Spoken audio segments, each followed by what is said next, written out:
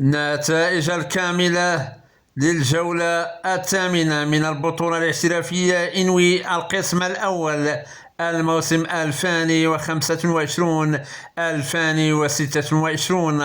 الرجاء الرياضي ينتصر على الكوكب المراكشي ب1-0.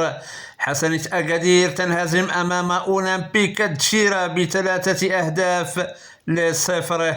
اتحاد تورقة ينهزم أمام نهضة زمامرة ب2-0.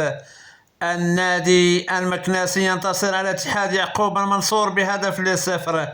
الدفاع الحسني الجديدي ينتصر على الفتح الرباطي ب1-0. أولمبيك سفي ينهزم أمام الوداد الرياضي ب2-1.